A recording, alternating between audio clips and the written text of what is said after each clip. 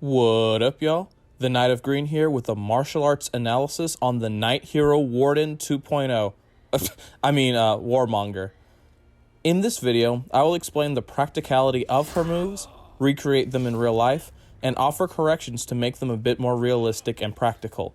If you like this type of content, check out my video game martial arts playlist, as I do this type of video for all sorts of other games such as Dark Souls, Ghost of Tsushima, Neo, Monster Hunter, and many other games.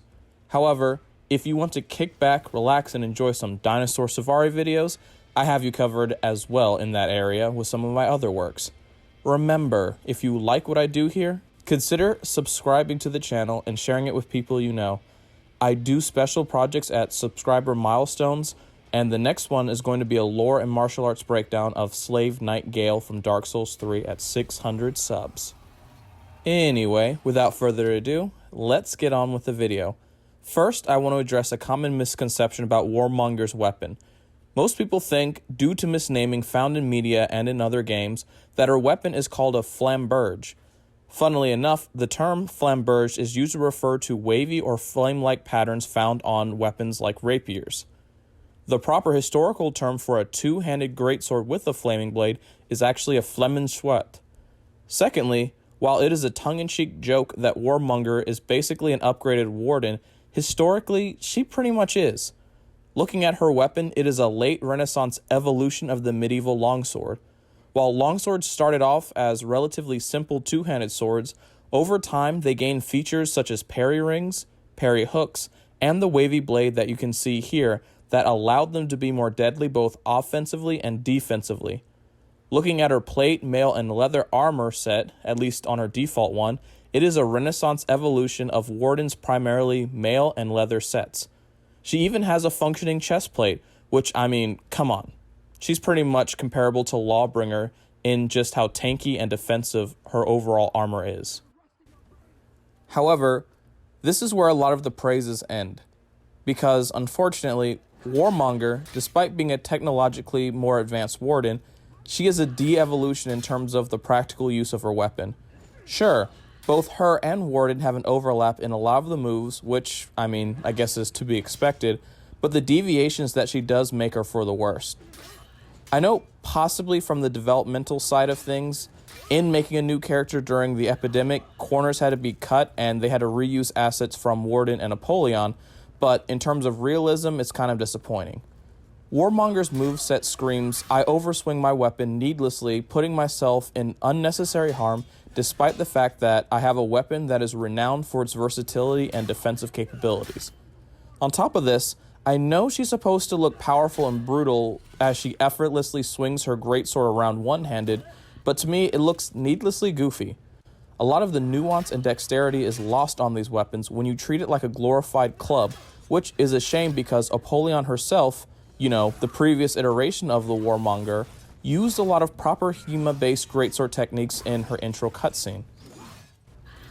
Warmonger also has kitty cat claw swipes, which, I guess they're okay against unarmored opponents, but unless you can grab a hold of a helmet's faceplate or visor, you won't be really doing a lot of damage to someone in armor.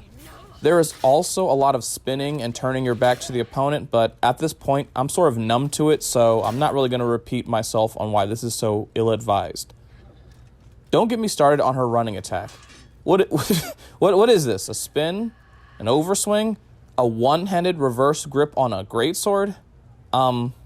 Okay, I guess. I can't even really with this one.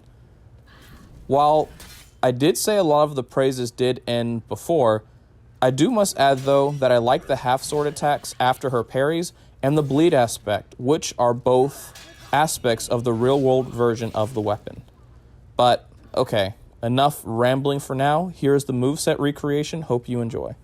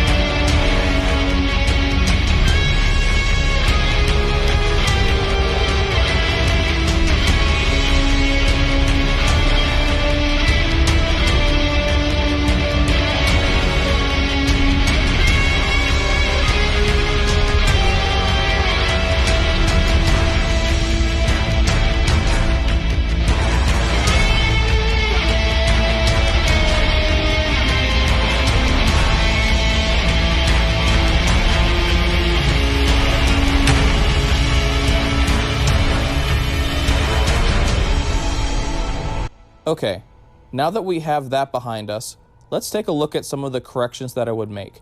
For one, I would hold my sword in 2 hands instead of 1. This is because it allows me to better defend myself against attacks, and I can manipulate my weapon better for different strikes.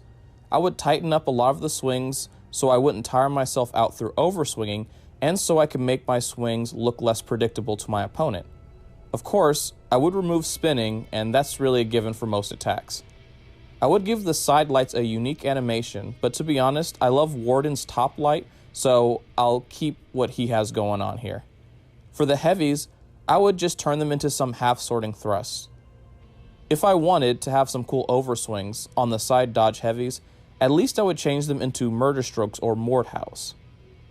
For the forward dodge heavies, I would add a simple overhead attack with some sort of long-range thrust. Instead of kitty slapping enemies as a bash, I could strike them with the pommel and do some follow-up swings. Also, just to be extra, I would add in a half-sorting leg sweep as the fully charged version of the bash and do some sort of Centurion or Jormungandr-like finisher. Either I'm going to do an over-exaggerated downwards cut, a half-sword thrust, or a murder stroke.